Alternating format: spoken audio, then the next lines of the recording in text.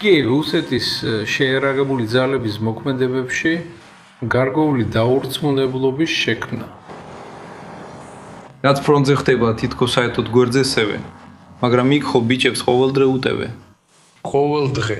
მათ აქაც და იქაც უტევენ და რუსეთი ყველა ფრონტზე იმარჯვოს, მაგრამ უკრაინული დრონების უზარმაზარი ნაკადი, რომელიც რუსეთს უტევს, უბრალოდ ფარავს რუსი ჯარისკაცების წარმატებებს ფრონტზე. რუსეთის არმია ყოველდღიურად უტევს უკრაინას და მთელი ფრონტის ხაზზე წინ მიიწევს. თუმცა კიევი რუსეთის ფედერაციაში უამრავ უპილოტო აპარატს აგზავნის, რათა ქვეყანაში ვითარება შეარყიოს. ეს ჩემი მოგონილი ფრაზები არ არის. ეს პირდაპირ ასე თქვა დღეს ვლადიმირ პუტინმა. რამდენიმე დღის შემდეგ ბოლოს ვლადიმირ პუტინმა გამოეხმაურა მასიურ უპილოტო შეტევებს, რომლებიც უკრაინამ რუსეთის ტერიტორიასა და დროებით ოკუპირებულ უკრაინის ტერიტორიებზე, მათ შორის ყირიმზე განახორციელა. დღეს ვლადიმირ პუტინი მთელი ძალით ცდილობდა დაერწმუნებინა რუსები, რომ რუსეთში საწვავის კრიზისი სინამდვილეში არ არსებობს. რომ ფრონტზე არ არსებობს არც ერთი მონაკვეთი, სადაც რუსები არ მიიწევენ წინ. ხოლო მასიური დრონებით შეტევები მხოლოდ დაშინების მცდელობაა რუსების მიმართ, მეტი არაფერი. და აქ უცებ ვლადიმირ პუტინმა მოულოდნელად შეიცვალა პოზიცია და განაცხადა, რომ რუსეთი მზად არის, რაც შეიძლება მალე განაახლოს პირდაპირი მოლაპარაკებები უკრაინასთან.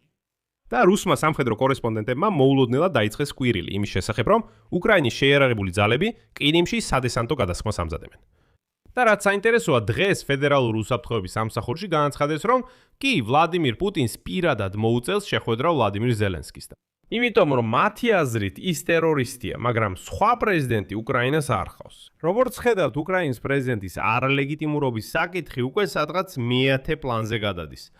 პარალელურად რუსეთის საგარეო საქმეთა მინისტრმა სერგეი ლავროვმა დღეს დაიჩივლა, რომ რუსეთს აღარ აქვს იმედი, რომ დონალდ ტრამპი როგორმე დაეხმარება. და მაშინვე დაამატა, რომ ანკორიჯში, ალასკაზე გასული წლის აგვისტოში დონალდ ტრამპმა უბრალოდ მოატყუა, გააცურა და მოატყუა ვლადიმირ პუტინს. საბოლოოდ მახობ დახფირდა უკრაინის კაპიტულაციას, რაც ასე არც მოხდა. და უკვე ჩნდება ინფორმაცია, რომ დონალდ ტრამპმა G7-ის სამიტზე პირიქით მოუწოდა ვლადიმირ ზელენსკის უფრო თამამად და ძლიერად დაესხას თავს რუსეთს. რადგან სხვაგვარად ვლადიმირ პუტინს მოლაპარაკების მაგიდასთან დასმა ვერ გამოვა. და მაშინვე წინასწარ გეტყვით, ვლადიმირ პუტინმა კიდევ ერთხელ დაამცირა საკუთარი პროპაგანდისტები. გახსოვთ აპრილსა და მაისში როგორ იყო? საგარეო დაზვერვის სამსახური შოიგუ და რუსი პროპაგანდისტები ხვებოდნენ თითქოს უკრაინა ბალტიისპირეთის ქვეყნებიდან უშვებს უპილოტოებს სანქტ-პეტერბურგზე. აი ვლადიმირ პუტინი დღეს ამბობს, რომ ასეთი რამ საერთოდ არასდროს ყოფილა. ჩემი სახელი ალექსეი პეჩი, მოდით ერთად ახლა კომპლექსურად განვიხილოთ ეს თემები. მაგრამ სანამ დავიწყებთ, გთხოვთ გამოიწერეთ არხი, დაალაიქეთ და დაწევეთ ნებისმიერი თქვენი კომენტარი. ყველამ ვიცით და ვხედავთ, რომ კიევის რეჟიმი. რაც უფრო მისთვის ფრონტზე სიტუაცია სწრაფად უარესდება, როგორც მტერი ერთ ტერიტორიას მეორის შემდეგ კარგავს, ხოლო ჩვენი მებრძოლები ერთ დასახლებულ პუნქტს მეორის შემდეგ იკავებენ, მიმართეს ტაქტიკას, რომ დაარტყან ჩვენს სამოქალაქო ობიექტებს, სამოქალაქო ინფრასტრუქტურას. ცდილობენ შექმნან პრობლემები ენერგორესურსების უზრუნველყოფაში. გავლენა მოახდინონ ტურისტულ სეზონზე, რაზეც პირდაპირ ულახtildeლად რო ვთქვათ, სხვადასხვა არხებითაც გვეუბნებიან. მოკლედ, რუსეთის მმართველი ვლადიმირ პუტინი დღეს ყველანაირად ცდილობდა წარმოეჩინა არსებული სიტუაცია, როგორც გამარჯვება მოსკოველებისთვის. ვლადიმირ პუტინმა იჩივლა, რომ უკრაინის მხრიდან უპილოტო შეტევების უზარმაზარი კედლის ფონზე რუსები რატომღაც ავიწყდებათ ფრონტზე მიღწეული გამარჯვებით იამაყვან. როგორც თავად ვლადიმირ პუტინმა განაცხადა, რუსეთის არმია ყოველდღიურ რეჟიმში ურთხამს და უთხრამს უკრაინას და უტევს ფრონტის მთელ ხაზზე, თუმცა კიევი აგზავნის რუსეთში. ბევრ უპილოტოს აგზავნის, რათა ქვეყანაში ვითარება შეარყიოს. შემდეგ ვლადიმირ პუტინის ციტატას მოვიყვან. ეხლა კი ისინი აშკარად, ვინც ფრონტიდან დაბრუნდა იცის, ბიჭებო შესანიშნავად აწვევიან მათ, აწვევიან ბრძოლის ყველა მონაკვეთზე, ყველგან. არც ერთი ადგილი არ არის, სადაც პირიქით იყოს. არა, ანუ აი ეს დრონები, დარტყმები სამოქალაქო ინფრასტრუქტურაზე რისთვის? ხალხის შეძრა უნდათ. რა თქმა უნდა, ესეთი მასიური ზემოქმედებისას, როცა მთელი დასავლეთი მათთვის მუშაობს, უზარმაზარი ნაკადით მოდის ეს უპილოტოები. აი შექმნა რაღაცა დაუწუნებობა რუსეთის შეიარაღებული ძალების მოქმედებებში. რაც ფრონტზე ხდება თითქოს გვერდზედებენ, მაგრამ იქ ხო ბიჭები ყოველ დღე იბრძვიან, ყოველ დღე, ღენიადაგ. მათ ურტყამენ აკაც და იქაც და მივალთ იქ, სადაც საჭიროა. და იცით, თუ დარწმუნებული ხარ, 100% დარწმუნებული ხარ იმაში, რასაც ამბობ, ხომ არ დაიწყებ იმას, რაც საჭირო არ არის. რამდენჯერმე გამეორებას ხوار დაიწყეთ ამ მართალია. აი ვლადიმირ პუტინი რამდენიმე თუთის შემდეგ ისევ იმეორებს ციტატა. მაგრამ იქ ხომ ჩვენი ბიჭები ყოველდღე ურტყამენ, ყოველ დღე დღენიადაგ მივალთ იქ, სადაც საჭიროა. საჭიროა. რუსეთის ფედერაციის შეიარაღებული ძალები პრაქტიკულად იღებენ ქალაქ კონსტანტინოვკას, დონეცკის ოლქში. თუმცა იქ კიდევ სარდაფებში ვიღაც ზის, იმალება და ისვრის. იცით რა დაავიწყდათ, სასაცილოა. ვლადიმირ პუტინის დღევანდელ სიტყვაში ერთხელაც კი არ გაჟღერებულა ინფორმაცია მოსკოვზე ბოლო რეკორდული თავდასხმის შესახებ, რომლის შედეგადაც კაპოტნეში ნავთობ ქარხანა დაზიანდა. ხოლო მოსკოვის ოლქში წელიდრი ნავთობის წვიმა იყო. ვლადიმირ პუტინმა გადაწყვიტა ეს სიტუაცია საერთოდ არ ეხსენებინა, თითქოს არც მომხდარა. მან უბრალოდ მესამედ გაიმეორა, რომ რუსებმა უნდა იხარონ ფრონტზე წინსვლით, რადგან ჩვენი ბიჭები ყოველდღე ურტყამენ მათ და არ უნდა დაიტვირთონ თავი უკრაინული დრონების შეტევებზე ფიქრით. ამასობაში უკრაინა აძლიერებს სარაკეტო და დრონებით დარტყმებს რუსეთზე და გუშინ ვორონეჟის ქარხანაში, რომელიც რეაქტიული ჭურვებისთვის ელექტრონიკას აწარმოებს, რამდენიმე უკრაინული რაკეტა მოხვდა. შეტევის შედეგად იუწყებიან, რომ დაიღუპა მინიმუმ 5 ადამიანი. კიდევ ათეულობით დაშავდა, რადგან ისინი მუშაობდნენ ქარხნის მთავარ კორპუსში, რომელიც ხაზგასმით ვამბობ, აწარმოებს კომპონენტებს რაკეტებისთვის, რომლებსაც შემდეგ უკრაინის მშვიდობიან ქალაქებზე უშვებენ. და არ არის საჭირო იმის თქმა, რომ ამ ქარხნის თანამშრომლებს არ იცოდნენ რისთვის აწარმოებდნენ ამ რაკეტებს. ძალიან კარგად იცოდნენ. მე უფრო მეტად ვარ დარწმუნებული, რომ მათი უმეტესობა თუ არა ყველა ამას მხარს უჭერდა. და კიდევ ამაყობდნენ იმით, რომ ხელი მიუძღოდათ იმაში, რომ ეს რაკეტები უკრაინელებისკენ პირველ რიგში კიევში გაფრინდა. იყო და იყო.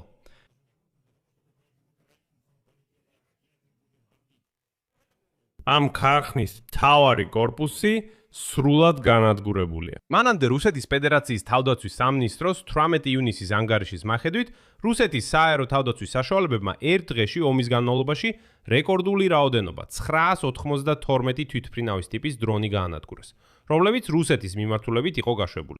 ამავე დღეს ჩამოაგდეს 10 მართვადი საავიაციო ბომბი, ჰაიმარსის ზალპური, ცეცხლის სისტემის 3 რაკეტა და 4 ფლამინგოს რაკეტა. ხაზს უსვამ ეს რუსეთის თავდაცვის სამინისტროს ოფიციალური ინფორმაცია. გარდა ამისა, დღეს უკრაინულმა დრონებმა სრულად გაანადგურეს სარკინიგზო ხიდი ჩრდილოეთ ყირიმის არხზე, სოფელ რაზდოლნოეს მიმდებარედ.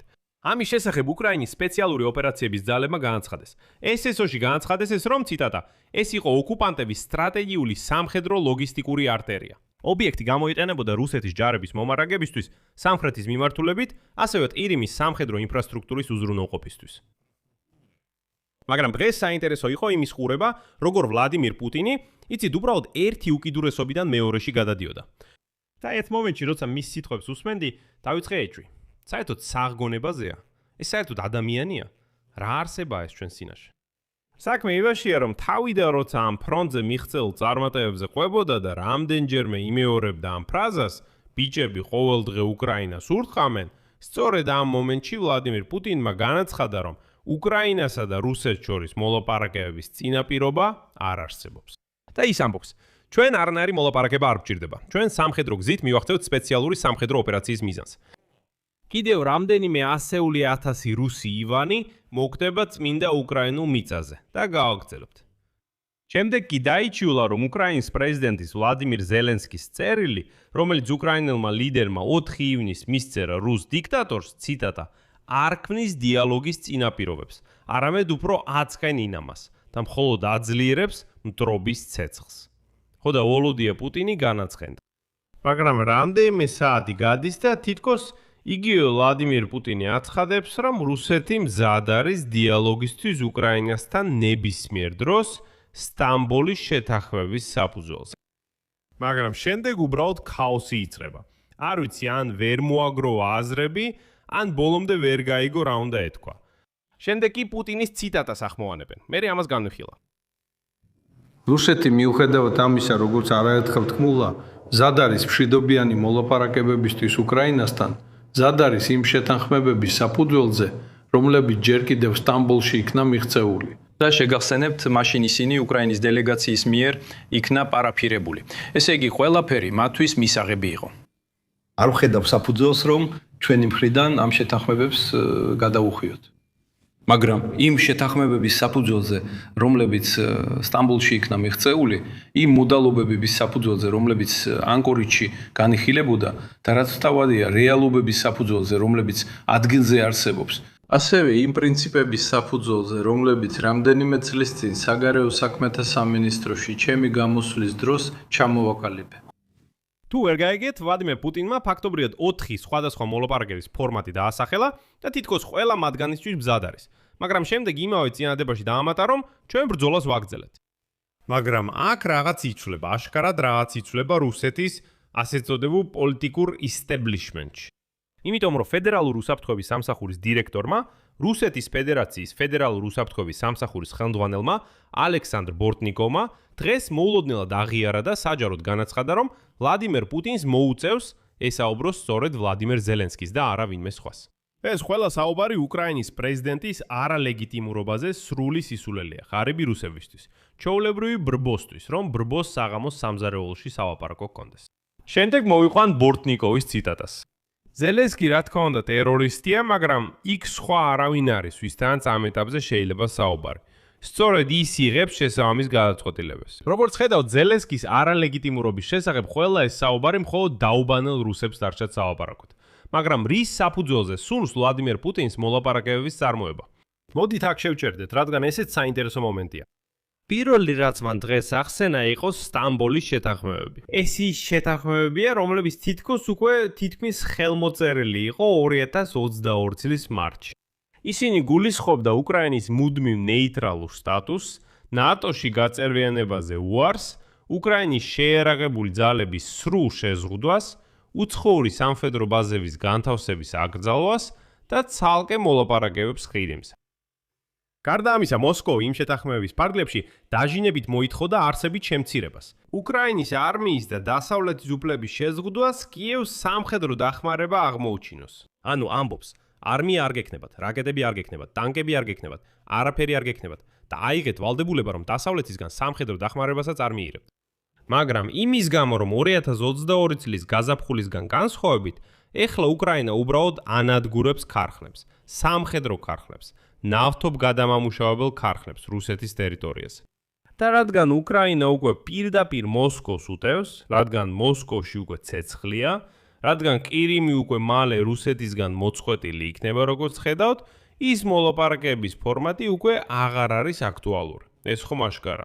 მაგრამ ვლადიმერ პუტინმა რატომღაც წარმოიდგინა, რომ უცებ უკრაინელები ეხლა დათმობენ ყველა ამ წარმატებას, ყველა ამ მონაპოვარს ბოლო წლების განმავლობაში და იტყვიან, კარგი პუტინმა ინება ლაპარაკი, მოდით ვილაპარაკოთ სტამბოლის შეთანხმებების საფუძველზე. ეს სრული აბსურდია.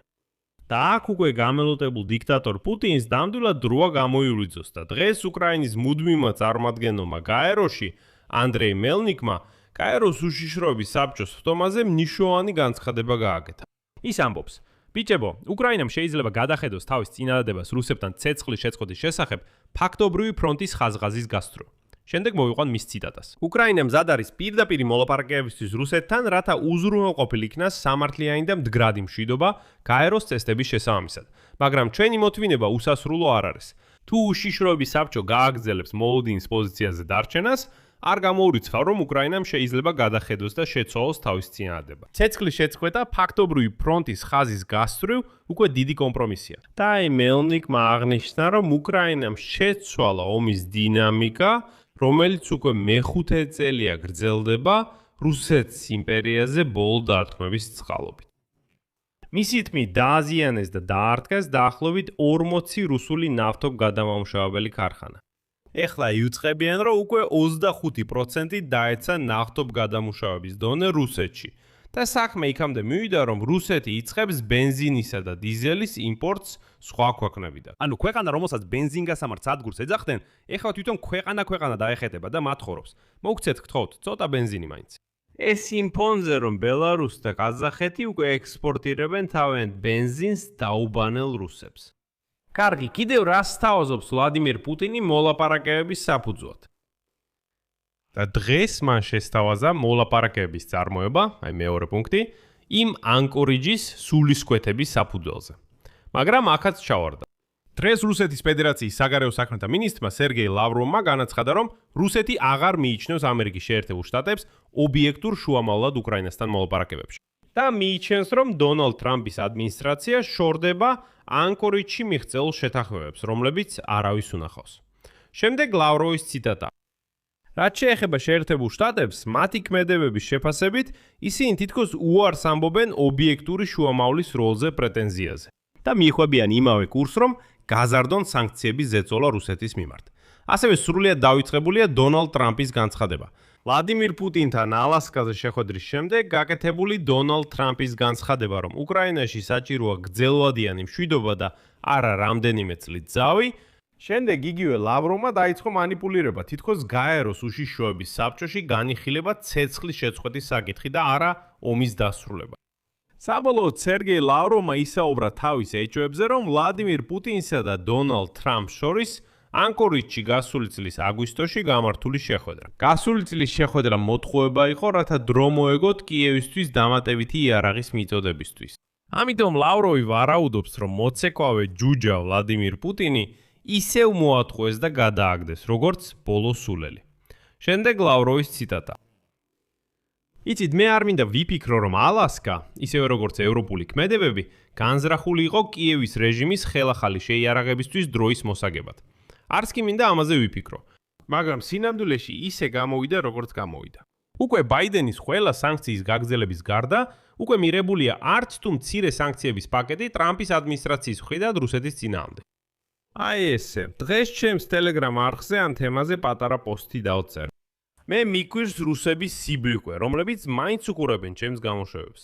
ალბათ თქვენთან მინდა მივმართო, ან რა აზრი აქვს მიმართოს. მოკლედ საქმე იმაშია. აი წარმოიდგინეთ, თქვენ აქტივისტები ხართ. იმ საწარმოს აქციონერი, რომელიც უცებ ზარალიანად იქცა. ხედავთ, როგორ ეცემა ამ საწარმოს აქციები. მოდიხართ დირექტორთა საბჭოში, ან მიდიხართ ამ საწარმოს გენერალურ დირექტორთან და ეკითხებით, რა ხდება, რატო ეცემა აქციების ფასი. და ეს გენერალური დირექტორი ან დირექტორთა საბჭო გეუნებათ, მოგვაცურეს, მოგვატყუეს, გადაგვაგდეს. ვლადიმირ პუტინი უკვე რამდენიმე წელია რუს ხალხს უყვება, როგორ გადააგდეს, როგორ მოაცურეს, როგორ მოატყუეს. მოატყუა დასავლეთმა და ასე შემდეგ. აი წარმოიდგინეთ, რომ თქვენ აქციონერი ხართ და კომპანიის გენერალური დირექტორი გეუბნებათ, ისევ მომატყუეს, მე მე-15-ად მომატყუეს და გადამაგდეს. მე ვფიქრობ, რომ თქვენ როგორც ადეკვატური აქციონერი, ალბათ მოითხოვ დირექტორთა საბჭოსგან, რომ ეს გენერალური დირექტორი გაათავისუფლონ, მოხსნან და სხვა დანიშნონ. მაგრამ თუ მას ასე ადვილად ატყუებს მთელი მსოფლიო, ეს ნიშნავს, რომ ის ცუდი ხელმძღვანელია. ეს ნიშნავს, რომ მას არ შეუძლია მართოს დიდი საწარმო, სადაც თქვენ ფული დააბანდეთ. ვერ შეძლებს. თქვენ ვერ დაადანაშაულებთ ყველა დანარჩენს. იმაში, რომ მას ასე თავხედურად ატყუებენ. არა, ყველა საკუთარი ინტერესებიდან გამომდინარე მოქმედებს. თქვენ ალბათ გაათავისუფლეთ იმ უფლებთ იმ ხელმძღვანელს, რომელსაც ასე თავხედურად ატყუებენ. მაგრამ რუსების ლოგიკა სხვანაირად მუშაობს. ისინი კიდევ უფრო გაბრაზდნენ დასავლეთზე, რომ ვითომ როგორ შეიძლება ასე. ეს დაწყალული დასავლეთი მუდმივად ატყუებს, აბრიყვებს და აგდებს ჩვენს ლოხს, აი ამ პიტერელ ვოლოდია პუტინს. ხო, ჩვენ პრეზიდენტი სრული ლოშარა, ყველა ატყუებს, ყველა აგდებს, მაგრამ ყველაა დამნაშავე. გარდა ვისისა, გარდა მათი ლიდერისა. აი ამ ლოგიკას მე არასდროს გავიგებ. მაგრამ ბოდიში ასეთი ლირიკული გადახვევისთვის და აქ როგორც მეხიციდან ჩდება განცხადება Kiev Independent-ისგან, ტრამპისა და ზელენსკის მოლაპარაკებების დეტალებზე G7 სამიტზე. პრეზიდენტმა დონალდ ტრამპმა პირად საუბარში ურჩია თავის უკრაინელ კოლეგას ვლადიმირ ზელენსკის, რომ რუსეთთან მიმართებაში ბევრად უფრო გაბედულად ემოქმედა. ამის შესახებ გამოცემა Kiev Independent უამბო მაღალი რანგის უკრაინელმა ჩინოვნიკმა. და აი მან განაცხადა. ტრამპი ამბობს, რომ სინამდვილეში არ სჯერა, თითქოს პუტინი რამეს გააკეთებს ზეწოლის გარეშე. აშშ-ის პრეზიდენტი ამერიკელი ჩინოვნიკების თქმით თვლის, რომ ძალა არის მთავარი ფაქტორი ომში და მოლაპარაკებებში. და რადგან ვლადიმირ პუტინი არც ერთ გარიგებაზე არ თავიდა, ტრამპმა გადაწყვიტა, რომ დროა, როგორც ამბობენ, სხვისი ხელებით ისე ძლიერად დაარტყას ამ თავხედ გამელოტებულ ვლადიმირ პუტინს სახეში, რომ ბოლოს და ბოლოს გამოფხიზლდეს. და დაითხოვა მოლაპარაკებებზე ფიქრი. აქ შეიძლება ვივარაუდოთ, რომ უკრაინის მხრიდან რუსეთის ფედერაციაზე დარტყმების გაძლიერებამ, მათ შორის მასშტაბურმა თავდასხმამ მოსკოვზე და ლოგისტიკის გადაჭრამ ოკუპირებულ ტერიტორიებზე, ტრამპი დაარწმუნა იმაში, რომ კიევი უფრო ძლიერ პოზიციაშია, ვიდრე წლის დასაწყისში. და შეგახსენეთ, ამაზე იგივე ამბობდნენ Bloomberg-ის წყაროებიც დაახლოებით 1 კვირის წინ. მათი თქმით, ეხლა აშშ-ის პრეზიდენტი და მისი გარემოცვა ფიქრობენ, რომ მოსკოვი ვერ შეძლებს გამარჯვების მიღწევას ბრძოლის ველზე, ხოლო კიევის პოზიციები ძლიერდება. ნიშნავენია გავიგოთ, რომ ირანთან ომიდან გამოსვლის შემდეგ, სადაც აშშ-მ ვერ მიიღო რაიმე დიდი დამაჯერებელი გამარჯვება, დონალდ ტრამპისთვის ნიშნავენია აჩვენოს ელექტორატს, ანუ ამომრჩეველს, სხვა გამარჯვების მაგალითი. და რადგან მისი საჯარო მუქარები ირანზე აღარ მოქმედებს, მას შეუძლია მარტივად გადაერთოს რუსეთის უკრაინის წინააღმდეგ ომის თემამდე თემაზე კვლავ. მაგრამ კიევზე ზეწოლა უკვე აღარ გამოვა. იმიტომ რომ უბრალოდ აღარ აქვს ბერკეტი, მაპატიეთ ესეთი ჟარგონისთვის. ტრამპს აღარ აქვს ბერკეტი კიევზე ზეწოლისთვის. რატომ ასე? მოდით ვიყოთ გულწრფელები. ამ ეტაპზე უკრაინის სრული მხარდაჭერა მთლიანად დაეკისრა ევროპის კავშირს. აშშ საერთოდ არ მონაწილეობს ამ მხარდაჭერაში გარდა იარაღის გაყიდვისა. აბა რით შეიძლება აქ ზეწოლა მოახდინოს დონალდ ტრამპმა? ფაქტობრივად არაფრით. და როგორც პრაქტიკა მაჩვენა, ზელენსკი ევროპელებსაც კი შეუძლია მიმართოს. და ევროპელები უკვე მასთან ერთად დაიწყებენ გარკვეული პოზიციების დამუშავებას. მაგრამ გამარჯვება ნოემბრის არჩევნებამდე აუცილებელია. და ამიტომ ადვილია ვიფიქროთ, რომ ტრამპი რეალურად აძლევს კარტ ბლანშს უკრაინას გაველურებულ რუსეთზე ამ მასიური დარტყმების განსახორციელებლად. იმისთვის, რომ კიევის წარმატების შემთხვევაში მიეწებოს ამ გამარჯვებას და გამოაცხადოს, რომ ეს საერთოდ მისი დამსახურება, ეს მან ურჩია ასე ემოქმედათ. ხოლო ვლადიმერ პუტინი ახლა ყველანაირად ცდილობს გაამხნევოს რუსები, რომლებმაც რატომღაც დაიწყეს წუწუნი. მაგალითად, ბენზინის დეფიციტზე, რაღაც აფეთქებებზე მოსკოვში, ამბობენ ვორონეში რაღაც აფეთქდა, ყირიმში შუქი გამოხდეს და გასამართ სადგურებზე მართლა არ ყიდიან ბენზინს. მაგრამ კიდევ ერთხელ მიაქციეთ ყურადღება მანცხადებას მოლაპარაკებებზე, რადგან იქ ყველაფერი ერთმანეთშია არეული. სტამბოლის შეთანხმებები, რაღაც ანკორიჯის მოდალობები და რეალობა ადგილზე. და საერთოდ ვინ იცის რა. მაგრამ სტამბოლში მიღწეული შეთანხმებების საფუძველზე, ანკორიჯში განხილული მოდალობების საფუძველზე და რაც მთავარია ადგილზე არსებული რეალობის საფუძველზე, ასევე იმ პრინციპების საფუძველზე, რომლებიც რამდენიმე წლის წინ მე საგარეო საქმეთა სამინისტროში გამოსვლისას ჩამოვაყალიბე. და ბოლოს მოგიყვებით, როგორ გააცურეს რუსები კიდევ ერთხელ. გახსოვთ აპრილსა და მაისში როგორ ყვებოდა რუსეთის ფედერაციის საგარეო დაზვერვის სამსახური, თვითონ რუსეთის უშიშროების საბჭოს მდივანი სერგეი შოიგუცკი და მათთან ერთად მთელი რუსული პროპაგანდა ზღაპრებს იმის შესახებ, თითქოს უკრაინელი დამცველები ბალტიისპირეთის ქვეყნებიდან უშვებდნენ უპილოტოებს რუსეთის მიმართულებით და თითქოს ამ ქვეყნებმა გახსნეს თავიანთი სააერო სივრცე უპილოტოების სანქტ-პეტერბურგისკენ გასაფრენად. გახსოვთ? იმ დროს სწორედ კიდევ იწოდა რუსული პორტები ბალტიის ზღვაზე. და მაშინ რუსეთის ფედერაციის საგარეო დაზვერვის სამსახურმა და საგარეო საქმეთა სამინისტრომაც კი განაცხადეს კიდეს, რომ მზად იყვნენ ბირთვული იარაღის გამოყენებისთვის. გაგიჟებული რუსები ექსტაზში აკმულდნენ, რომ აი ჩვენ კიდევ ბალტიის ქვეყნებსაც დავსჯით. როგორ შეიძლება ასე? და ისინი პირში ქაფით ამტკიცებდნენ, რომ უკრაინა თითქოს უკვე იხენებს საჰაერო სივრცეს და იმასაც კი ასახელებდნენ სამხედრო ბაზებს, საიდანაც უკრაინას შეუძლია ბალტიის ქვეყნების ტერიტორიიდან რუსეთზე უპილოტო აპარატების გაშვება. აი ესე, დღეს ვლადიმერ პუტინმა განაცხადა, რომ ბალტიის ქვეყნების ტერიტორიიდან უპილოტო აპარატების გაშვება არასდროს ყოფილა. და საერთოდ ისინი იქ თითქოს იმდენად ეშინიათ რუსეთის, რომ მსგავსზე ფიქრიც კი არ შეუძლიათ. კი, ისინი ჯერჯერობით მაინც არ მისულან იმ დონემდე, რომ თავიანთი ტერიტორიებიდან რამე გაუშვან.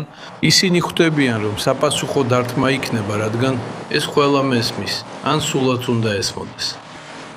ამიტომ ყველანაირად ცდილობენ ამ ყველაფრისგან დისტანცირებას. როცა მაგალითად ბალტიისპირეთის კი ისპირეთის ქვეყნებში რაღაც დრონები, ან უკრაინული დრონები დაფრინავენ, მაგრამ ისინი მაინც არ იშვერენ თითს მოსკოვისკენ. ისინი ამბობენ, რომ ეს უკრაინული დრონებია.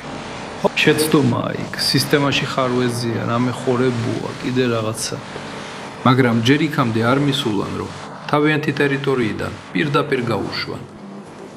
აქ მრავალ წერტილს დავსვამ, თქვენი აზრი და დასკვნები დაწერეთ კომენტარებში ამ გამოშვების ქვეშ. გამოიწერეთ არხი, დაალაიქეთ ეს გამოშვება და გამოიწერეთ ჩემი დახურვის საზოგადოება, Patchy Insight. ეს არის პლატფორმა, სადაც ერთად განვიხილავთ სხვადასხვა თემებს. პირადად პასუხობ თქვენს კითხვებს და იქვე ვსაუბრობთ YouTube-ზე მომავალი გამოშვებების თემებზე. ეს არის პლატფორმა Patreon-ზე. გადადით ამ ვიდეოს აღწერაში მოცემულ ბულზე, გამოიწერეთ და შემოუერთდით ჩვენს community-ს. თუ უბრალოდ გსურთ ამ არხის მუშაობის მხარდაჭერა, ამას შეძლებთ ნებისმიერი დონატის საშუალებით. ასევე ამ ვიდეოს აღწერაში მოცემული ბულებითა და რეკვიზიტებით. და გამოიწერეთ ჩემი Telegram არხი Patchy News-ი, ბმული მასზე აღწერაშია მითითებული. ამით ყველაფერი დასრულდა, იზრუნეთ საკუთარ თავზე, ყველას ნახვამდის.